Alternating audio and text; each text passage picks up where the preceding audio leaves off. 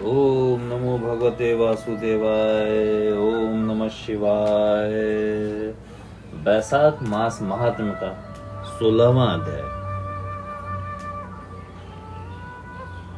राजा के इस प्रकार पूछने पर वे दोनों मुनिश्रेष्ठ कुछ देर ध्यान मग्न हो इस प्रकार बोले, राजन, तुम पहले के 10 जन्मों तक महापापी व्याघ्र रहे हो। तुम सब लोगों के प्रति क्रूर और हिंसा परायण थे। तुमने कभी लेश मात्र भी धर्म का अनुष्ठान नहीं किया। इंद्रिय संयम तथा मनोनिग्रह का तुम्हें सर्वथा अभाव था। तुम्हारी जीवा किसी प्रकार भगवान विष्णु के नाम नहीं लेती थी। तुम्हारा चित्त गोविंद के चारु चरणावर विंदों का चिंतन नहीं करता था और तुमने कभी मस्तक नवाकर परमात्मा को प्रणाम नहीं किया। इस प्रकार दुरात्मा व्याध का जीवन व्यतीत करते हुए तुम्हारे 9 जन्म पूरे हो गए। 10वां जन्म प्राप्त होने पर तुम सह पर्वत पर पुनः व्याघ हुए। वहां सब लोगों के प्रति क्रूरता करना ही तुम्हारा स्वभाव था। तुम मनुष्यों के लिए यम के समान थे, दयाहीन, शस्त्रजीवी और हिंसा परायण थे। अपनी स्त्री के साथ रहते हुए राह चलते पथिकों को तुम बड़ा कष्ट दिया करते थे, बड़े भारी शठ थे। इस प्रकार अपने हित को न जानते हुए तुमने बहुत वर्ष व्यतीत किए। जिनके छोटे छोटे बच्चे हैं, ऐसे मृगों और पक्षियों का वध करने के कारण तुम दयाहीन दुर्बुद्धि को इस जन्म में कोई पुत्र प्राप्त नहीं हुआ। तुमने सबके साथ विश्वासघात किया, इसलिए तुम्हारे कोई सहोदर भाई नहीं हुआ। मार्ग में सबको पीड़ा देते रहे, इसलिए इस जन्म में तुम मित्र रहित हो। साधु पुरुषों के तिरस्कार से शत्रुओं द्वारा तुम्हारी पराजय हुई। कभी दान न देने के दोष से तुम्हारे घर में दरिद्रता प्राप्त हुई। तुमने दूसरों को सदा उद्वेग में डाला, इसलिए तुम्हें दुस्सह वनवास मिला। सबके अप्रिय होने के कारण तुम्हें असह्य दुख मिला। तुम्हारे क्रूर कर्मों के फल से ही इस जन्म में मिला हुआ राज्य भी तुमसे छिन गया। बैसाख मास की गर्मी में तुमने स्वार्थवश एक दिन एक ऋषि को दूर से तालाब बता दिया था और हवा के लिए पलाश का एक सूखा पत्ता दे दिया था।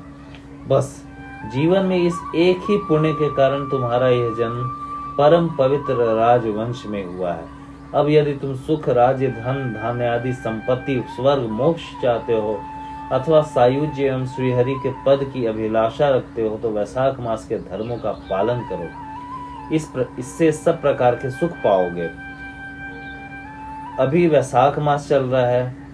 आज अक्षय तृतीया है। आज तुम विधि पूर्वक स्नान और भगवान लक्ष्मीपति की पूजा करो। यदि अपने समान ही गुणवान पुत्रों की अभिलाषा करते हो तो सब प्राणियों के हित के लिए प्याव लगाओ।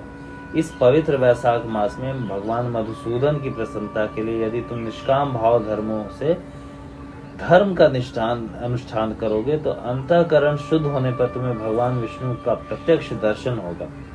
यूं कहकर राजा की अनुमति ले उनके दोनों ब्राह्मण पुरोहित याज और उपवास जैसे आए थे वैसे चले गए।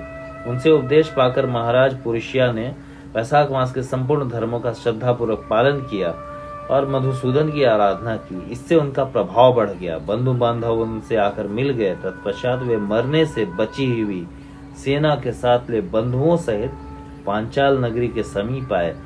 उस समय पांचाल राजा के साथ राजाओं का पुनः युद्ध हुआ। महारथी पुरुषिया ने अकेले ही समस्त महाबाहु राजाओं पर विजय पाई। विरोधी राजाओं ने भागकर विभिन्न देशों के मार्गों में आश्रय लिया।